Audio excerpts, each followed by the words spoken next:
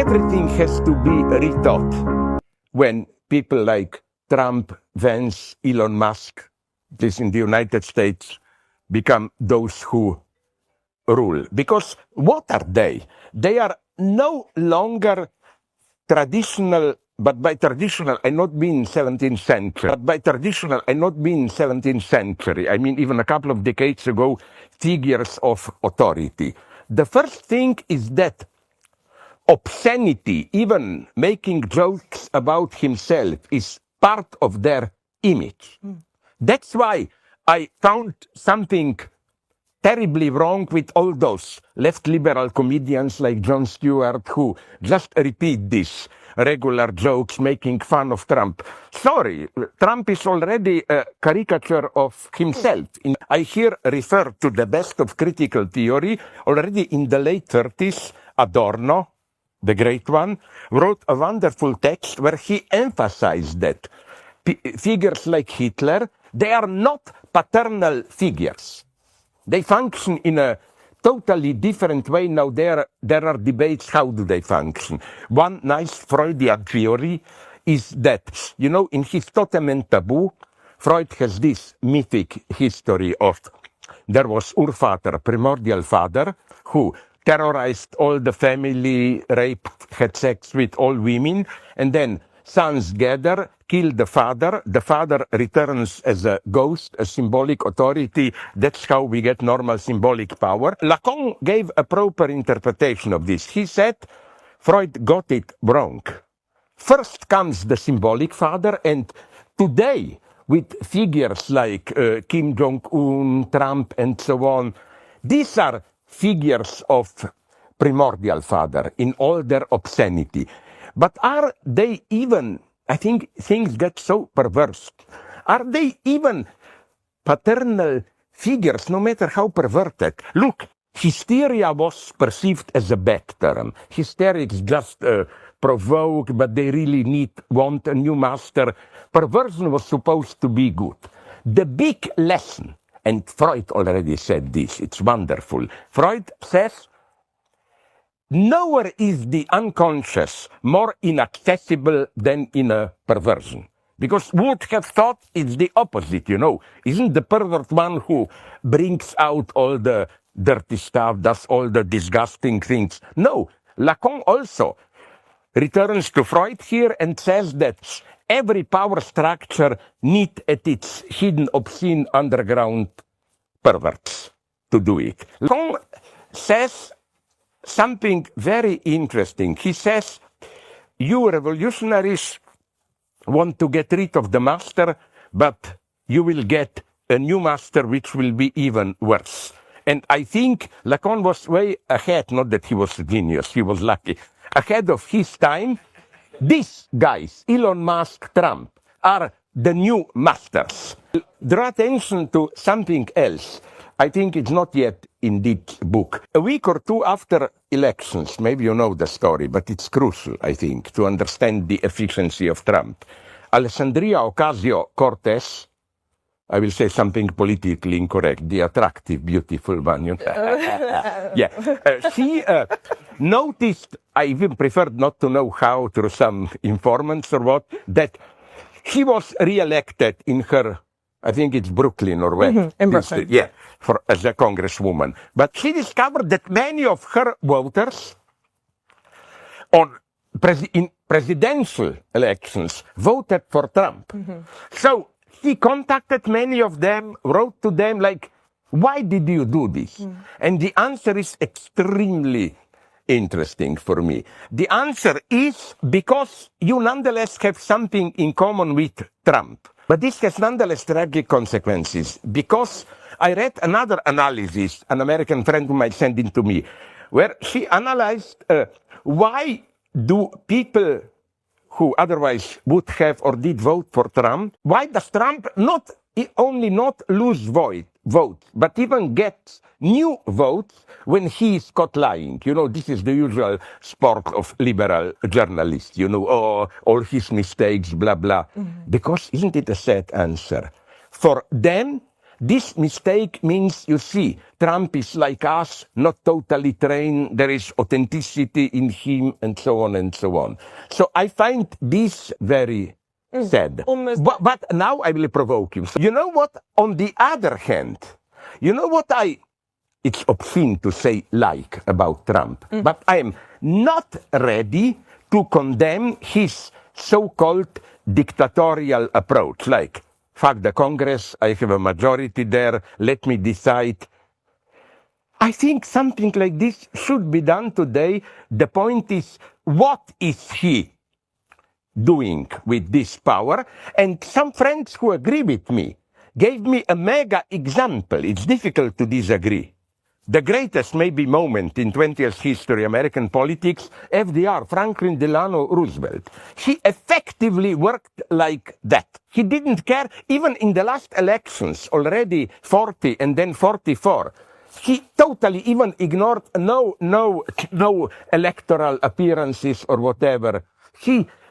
And I think that because of the confusing corruption and so on, one of the options that I'm seriously tempted by is not to say we need more authentic democracy, but maybe we need a soft dictator. By soft, I mean he doesn't go around and kill people, but effectively runs things with a more progressive agenda. I think that we are so corrupted, so not corrupted in the sense of money, but so deep in our everyday ideology that we need a figure of a master to awaken us, to push out. It will never come this moment here. Forget about Trump's ideology, how he acts.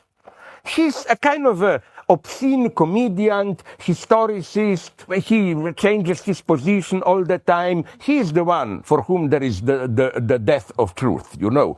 Changing position all the time, acts as a clown, and so on. That's why I entitled my text on that infamous debate where Vance and Trump attacked Zelensky as using Trump's own words. Basically, Trump grabbed Zelensky by his pussy, you know, to use his own words to remember, no?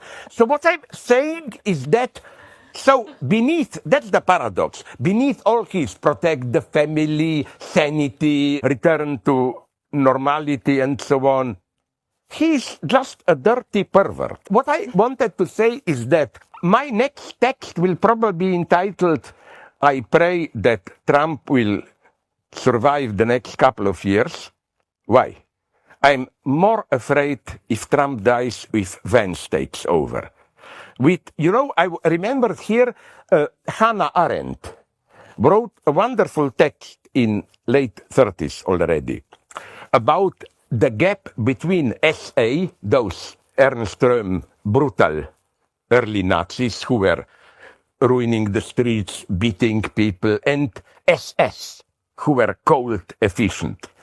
I think that Trump is more SA guy, you know, this vulgar, brutal, like Vance.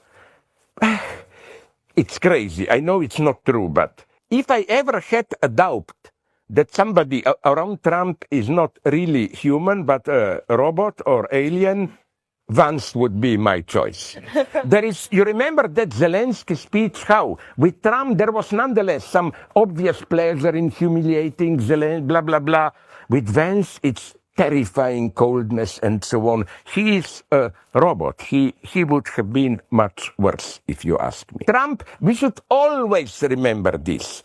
Trump, with all his horrors, is a symptom effect of the failure of this mainstream liberal democratic welfare state. Here I'm a pessimist. The time of that is over. You know, Trump, Sleepy Joe and so on, making all the time this aggressive remark about Biden.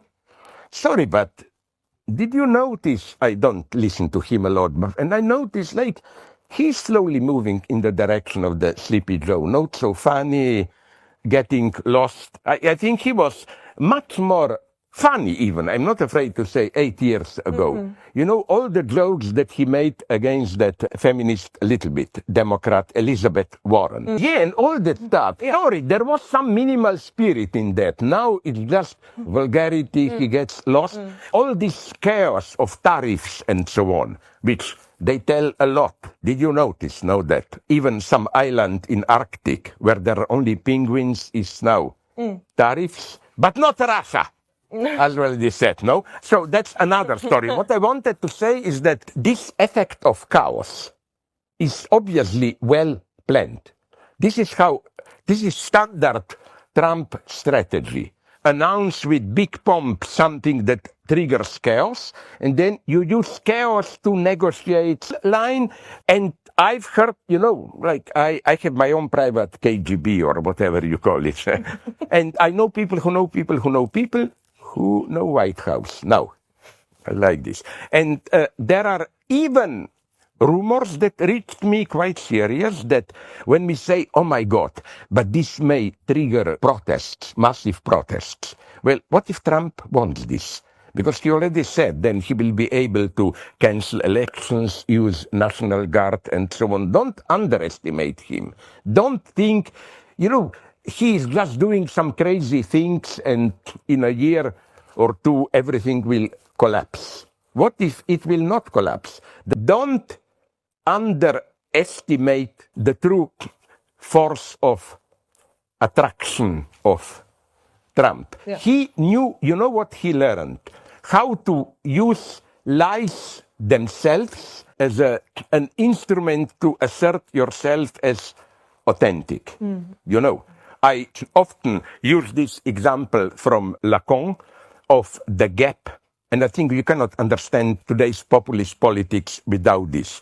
The gap between, sorry for complex terms, what Lacan calls subject of the enunciated, which simply means the content, what you are saying, and subject of the enunciation, which means, let's cut the trap, the subjective position implied by what you are saying. For example, if we are dealing here with liars, so-called, analyzed by Russell and others, you know, liar's paradox. If I say everything I'm saying is a lie, it's self-contradictory.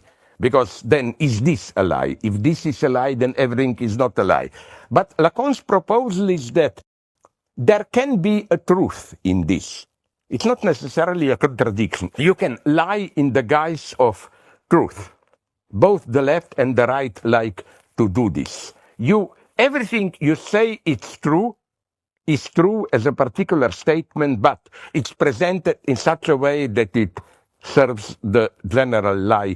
So I think that it's not as simple as some critics of that, how it's called, that lady who worked for Trump, who used that expression, alternate facts. Of course, the way she meant it was stupid, not true. But there are alternate facts, not in the sense Holocaust happened or maybe it didn't, it's all a discursive construct. I'm not saying this. I'm just saying that reality is a big chaos, and when you pick something up as your line, it's always biased. And to arrive, here I remain a traditional Marxist, if you want to arrive at the truth, it's not neutrality, simply, you are above. There is a certain position of the victim and so on, which is a biased position. You only arrive as the truth. Trump is the result of the crisis of the standard liberal democratic welfare state. You know, he even admits this. He was not such a totally bad guy as some people thought. Now, this Freudian theory, it's a little bit naive, but it's another story to explain it. Where Freud says that fetish is the last thing you see before you see sexual difference, that the woman has not a penis, blah, blah, all that stuff. It sounds ridiculous today. That's another topic. I think that in this sense, Trump is a fetish for much of today's liberal left. It's the last thing they see before admitting social antagonisms, class struggle, and so on. You focus on Trump, you don't have to analyze what really is wrong in our societies, you know. Like many Trumpians begin well. For example, you know whom I wouldn't say it's too obscene, I like. But sometimes he begins well. Trump does address something that obviously is wrong in this standard liberal democratic vision. And this is also my problem. I'm so often misunderstood here in my critique of whatever you call it. I know it's a very differentiated field. Political correctness, cancel culture, wokeism, and so on and so on. Quite often, I, of course, not quite often, almost always, agree with their goals. But I think the way they practice their struggle subverts their goals. My classical example, which I use when explaining Hegel. And cancel culture works like this. We are for diversity and inclusion. But if you look at what they are effectively doing, is precisely just excluding those who don't agree with their notion of diversity. You know, this is a beautiful paradox. You are for diversity, but then, I mean, we learned this, although I admire them from Jacobins, you know.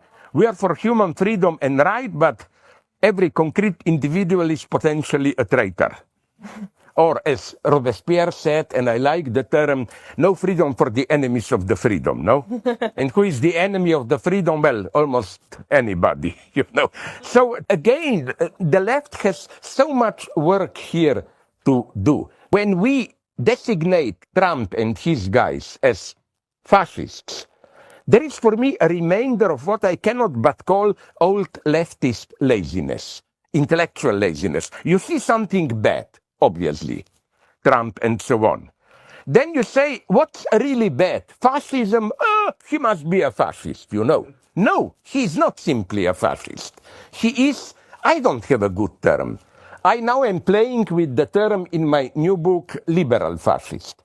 Because the paradox of Trump is a beautiful paradox of his notion of freedom. You know, Bach is saying, we want to get rid of the pressure of the state, get the state off our backs, and so on and so on. And you know where they are ending now? Incredible censorship that even politically correct left at its worst didn't engage in. You know what is Trump saying? You remember a couple of months ago, he said he didn't do it. He wanted to prosecute Wall Street Journal for expressed some doubts about his politics on tariffs and so on. And it's going on. We are really getting caught in this paradox. Trump made a big mistake, everybody knows. Before he was president, he invested too much in Atlantic City, buying all the casinos there, and he was then caught competing with himself. Trump brings out this idea usually associated with the most hardline Stalinists of building a new man. He literally wants to do it. And that's what I think is his contradiction, if you want to put it in this way. On the one hand, referring to ordinary people against experts, corporations, I speak for you. At the same time, the most radical how should I put it, denaturalization that he is triggering. And I think this is maybe the true catastrophe. Trump simply denies ecology, or its pseudo problem imagined by I don't know whom, leftists and so on. And all the problems are for him dismissed like this. I'm simply afraid. And